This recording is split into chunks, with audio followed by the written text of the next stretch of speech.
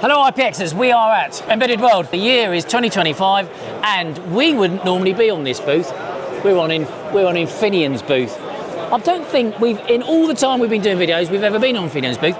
And then we came across Steve.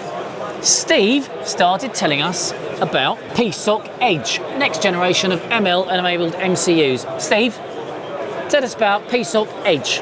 All right, so PSoC Edge is a family of microcontrollers, high-performance microcontrollers that enable real-time performance at the edge for machine learning. So they're 400 megahertz M55 paired with the Ethos U55 coprocessor for neural net coprocessing in the high-performance domain. There's also a low-power domain, which is an M33 paired with a neural net light coprocessor to enable machine learning for sensor fusion applications in very low-power modes, and things like always-on voice recognition or language processing.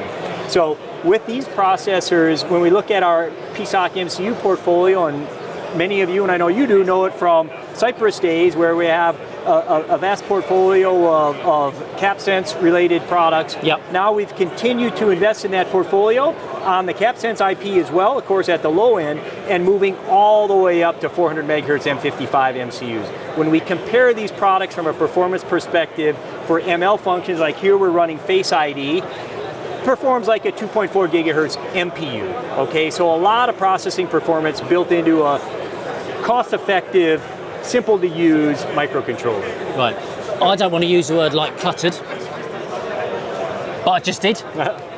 Edge AI. Yep. Everybody is now, I mean, the world of electronics now is actually essentially Edge AI. Yeah.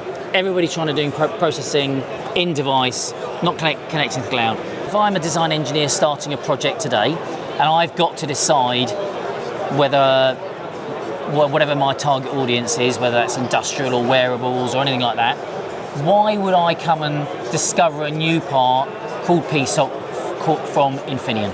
Yeah, so I would say there's a few things here. One is the performance, okay? But let's just assume you can find a similar level of performance out there in the market. There's other things then, okay, it meets my performance requirements. Then on top of that, how easy is this product going to be to work with from a software development perspective, okay? When we look at this product, what we have here is I'll call it a standard solution with an NPU that comes from ARM paired with our Cortex-M. Okay, so it's not some proprietary, esoteric NPU hardware that then the developer needs to learn a special set of tools and maybe a special set of operators to specifically use and how to program it and how that's going to interact with the main CPU on the product.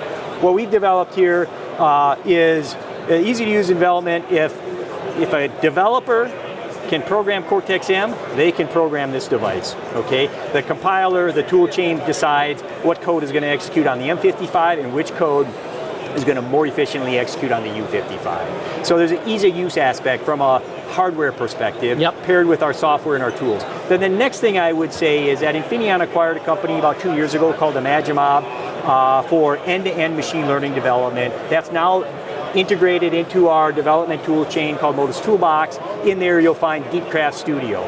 We really believe in meeting the developer where they are. So if a developer comes to this product and they already have their model that they built with I'll call it a standard framework like TensorFlow Lite, fine, that's great. Bring that model, existing model that you have, into Modus Toolbox. Within Modus Toolbox, it will be converted to run on this processor in the most efficient way. So taking advantage of the U55. The complete opposite extreme would be developer has no data, just a good idea of how they want to implement machine learning. Yep. They can go into DeepCraft Studio, collect data. Just repeat that, because that's a brand that I've not heard of. So just repeat that brand. DeepCraft Studio. DeepCraft Studio. Yeah, okay. and that sits within Modus Toolbox, which is our development ecosystem. Yep. So they can go into there. They can either, with the board connected, for example, start to collect data directly into the studio.